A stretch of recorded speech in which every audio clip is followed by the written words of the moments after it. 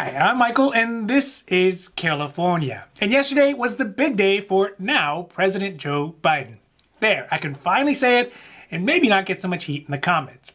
But despite all the pageantry of thankfully a peaceful transfer of power, the Biden administration did not waste much time before they got down to work. For some of the easier changes, Biden signed a flurry of executive orders to basically turn back all of the changes that former President Trump had made. But for his bigger and more expensive priorities like student loan forgiveness, he's going to need Congress to open up the purse strings to make it work. Luckily, Biden has a Congress on his side and a couple of different ways that he could help out those millions of Americans who are struggling to pay their student loans right now. So today we're talking about a few different ways that a President Biden could forgive student loans and help out those college types who are still struggling to pay their student loans.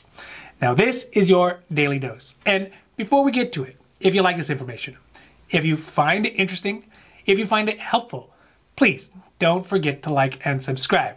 That way you can get updates when our newest and most informative videos become available. Now, oddly enough, despite being a major policy priority for the president and a campaign promise, student loan forgiveness was not included in his $1.9 trillion relief package called the American Rescue Plan. And even though student loan forgiveness has been included in past Democratic-led bills like the HEREOS Act that passed in the House, it didn't pass in the Republican Senate.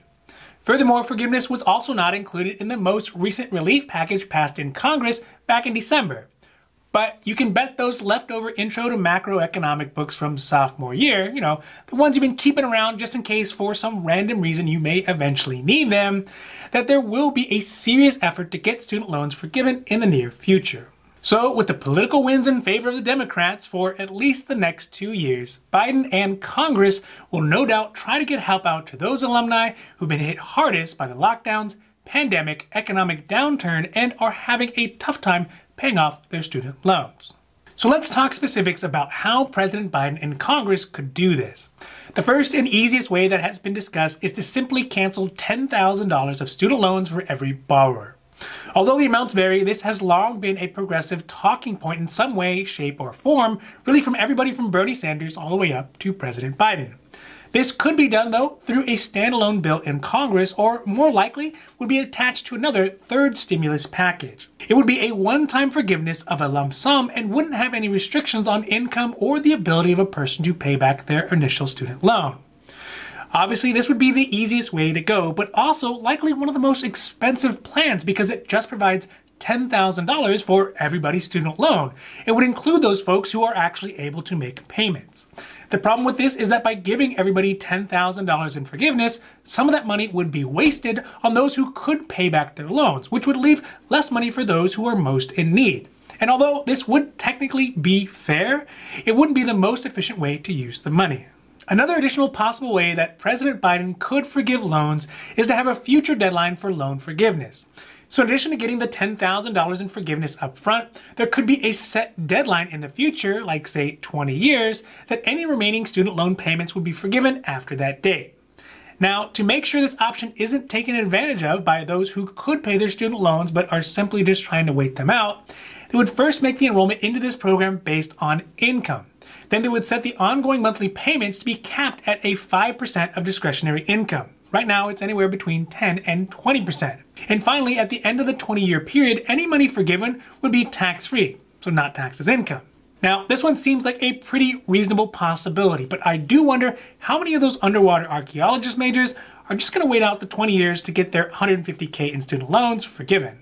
The last one we're going to talk about is a loan forgiveness plan that could forgive up to $50,000 in student loans, but only for those folks who make less than $125,000 a year.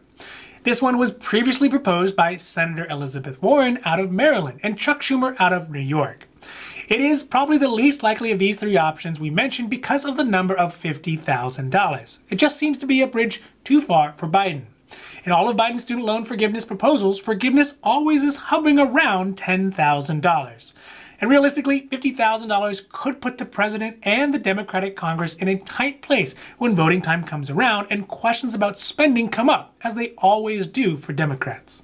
So on this one, I have mixed feelings. As a person who has a degree in something basically useless, that is until YouTube came along and people needed information about public policy and benefits, I'd be happy to take $10,000 or even $50,000 right off the top of my student loan. It would definitely help get some savings going and cut down on my monthly expenses. But the other side of me thinks there could be some significant problems with any of these schemes. One is, if people know their loans would be repaid after 20 years, what would be the deterrent to try to find ways to avoid from paying as long as possible? In the case of $50,000 worth of forgiveness, it would make sense to try to get as much education as $50,000 would buy you, even if it's not necessary, and then just make $124,000 a year to squeak by the limit. And that doesn't seem like the intended spirit of this proposal. So at the moment, $10,000 seems like a reasonable amount, not too much to encourage wasteful educational spending, and not so little that it doesn't help out any of those folks who really are suffering right now. Now, this has been your daily dose, and I hope that you found it interesting or helpful or at least useful. And if you did, please don't forget to like and subscribe. That way you can get updates when our newest and most informative videos become available. So that's it for me, and for Carelifornia, I'm Michael, wishing you a happy, healthy